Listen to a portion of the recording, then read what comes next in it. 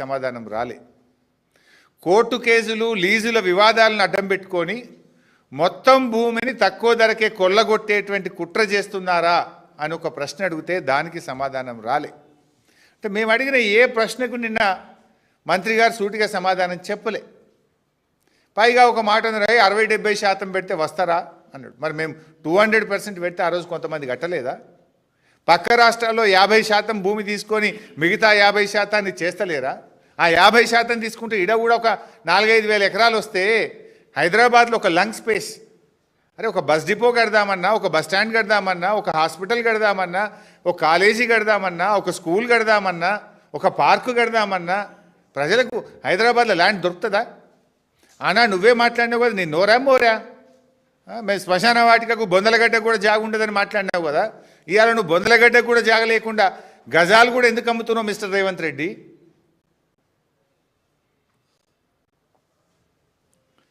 ఇవాళ ఆ రోజు బీఆర్ఎస్ పార్టీ ఏమో దేశంలోనే ది బెస్ట్ పాలసీ, పారిశ్రామికవేత్తలను ఆకర్షించడానికి మేము ఆ రోజు టీఎస్ ఐపాస్ లాంటి పాలసీ తెచ్చాం. అంటే కొత్త కొత్త ఇన్వెస్ట్మెంట్లు రావాలి, కొత్త కొత్త పరిశ్రమలు తెలంగాణకు రావాలి, మా యువతకు లక్షల వేల సంఖ్యలో ఉద్యోగాలు రావాలని మేము పాలసీ తెచ్చినాం. కాంగ్రెస్ ఏం పాలసీ తెస్తుంది? భూములు అమ్మడానికి హిల్ టీపీ పాలసీ తెస్తుంది. ఉన్న భూములు తెగనమ్మడానికి ఈరోజు హిల్ టీపీ పాలసీ తెస్తున్నారు. కాంగ్రెస్కు బీఆర్ఎస్కు ఉన్న తేడా ఇది. బీఆర్ఎస్ ఏమో పెట్టుబడులను ఆకర్షించింది, ఇండస్ట్రీస్ తెచ్చింది, ఉద్యోగాల కల్పన చేసింది. కాంగ్రెస్ ఏం చేస్తుంది? ఉన్న భూములు అమ్మే ప్రయత్నం చేస్తూ ఉన్నారు. ఇక్కడ ఇంకోటి అర్థం చేసుకోవాలి మీరు. పాలసీ ఏంది? ఓఆర్ఆర్ లోపల ఉన్నటువంటి కాలుష్యానికి కారణమైన పరిశ్రమలు బయటకు తరలించాలి. కానీ వీళ్ళేం పెట్టినరు? అన్నీ కొన్ని గ్రీన్ ఇండస్ట్రీ ఉంది, కొంత కాలుష్య రహితమైన పరిశ్రమలు, ఉద్యోగాలు కల్పించే వ్యాపారాలు కూడా నడుస్తున్నాయి. ఇప్పుడు నీ పాలసీ ప్రకారం ఏంది? వాళ్ళు కూడా పోతే ఉన్న ఉద్యోగాలు కూడా ఉడవీకే కథ మీది. ఉద్యోగాల కల్పన మాది, ఉద్యోగాలు ఉడబెట్టే కథ మీది. ఓఆర్ఆర్ లోపల there are some green industries, no pollution. ఇలా వాళ్ళకు కూడా నువ్వు పాలసీ పెట్టి మీరు కూడా తీసుకోండి రా బై, ఎందుకంటే ఆర్ఆర్ ట్యాక్స్ కావాలి కదా మీకు.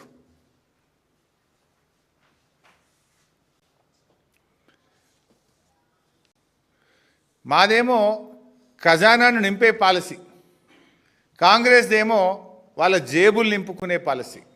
మేము 200% ట్యాక్స్ పెట్టి ఏందన్నట్టు ఖజానాకు పైసలు వస్తే పేదలకు ఇచ్చినాం. మేము కళ్యాణ లక్ష్మి ఇచ్చినాము, రైతు బంధు ఇచ్చినాము, 2000 పెన్షన్ ఇచ్చినాము, కేసీఆర్ కిట్ ఇచ్చినాము. మేము ఖజానాను నింపే ప్రయత్నం చేసినాం. మీరేం చేస్తుండ్రు? కాంగ్రెస్ పార్టీ నాయకుల జేబులు నింపుకునే ప్రయత్నం, మీ కుటుంబ సభ్యుల జేబులు నింపుకునే ప్రయత్నం మీరు చేస్తూ ఉన్నారు. ప్రజలకు ఇచ్చిన గ్యారంటీలు వదిలిపెట్టిండ్రు, దోచుకునే పాలసీలు తెస్తున్నారు. ఓఆర్ఆర్ లోపల ఉండేటువంటి భూములు బంగారం లాంటి భూములు, ఇవి బంగారంతో సమానం. భవిష్యత్ అవసరాలను కూడా ప్రభుత్వాలు దృష్టిలో ఉంచుకోవాలి. కానీ అవేమీ పట్టించుకోకుండా ఔటర్ లోపల ఉన్న 9292 ఎకరాల భూములను ఈరోజు కట్టబెడతా ఉన్నారు. గతంలో బీఆర్ఎస్ పాలసీ తెచ్చింది ఈ భూముల కోసం. ఏం తెచ్చినాం తెలుసా? మేము ఐటీకి మార్చుకోండి. మీరు కాలుష్యానికి ఏదైతే పరిశ్రమలు ఉన్నాయో 50% ఐటీ కట్టండి, మిగతా 50% భూమిలో అందులో ఉద్యోగాలు చేసేటోళ్ళకు ఇండ్లు కట్టుకోండి అనే పాలసీ మేము తెచ్చినాం. సో దట్ అట్లీస్ట్ ఐటీ వాళ్ళని వస్తే సిటీలో పిల్లలకు ఉద్యోగాలు దొరుకుతాయని ఈ భూములను ఐటీ నిర్మించుకోవడానికి, ఈ ఇండస్ట్రీని కాలుష్యమైనటువంటి ఇండస్ట్రీని తీసేసి ఐటీ పార్క్ కట్టండి, 50% భూమి ఐటీ పార్క్ కట్టండి, 50% గృహ అవసరాలకు వాడండి అని పాలసీ తెచ్చినాం.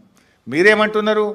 మల్టీపర్పస్ జోన్ ఏమన్నా చేసుకోరు, సినిమా టాకీసులు కట్టుకోండి, అపార్ట్మెంట్లు కట్టుండ్రి, గేటెడ్ కమ్యూనిటీలు కట్టుండ్రి, లేఅవుట్లు వేయండి, అమ్ముకోండి. You have no vision. మీకు విజన్ లేదు. మీకు ఉన్నది విజన్. ఏం విజన్ ఉన్నది? జేబులు నింపుకునే విజన్ ఉన్నది, ఖజానా కొల్లగొట్టే విజన్ ఉన్నది మీకు. ప్రజల కోసం ఆలోచించే సోయి మీకు లేదు. ఉంటే మీరు ఈ పని చెయ్యరు. ఇలా ప్రభుత్వాన్ని ఓ రియల్ ఎస్టేట్ బ్రోకరీ కంపెనీ లాగా నడిపిస్తాం, తమ అనుయాయులకు అడ్డికి పావు షేర్ కట్టబెడతాం అంటే ఎట్లయితుంది? ఇలా బీజేపీని కూడా అడుగుతున్నాం, ఇంత పెద్ద స్కామ్ మీద ఎందుకు బీజేపీ మాట్లాడతలేదు?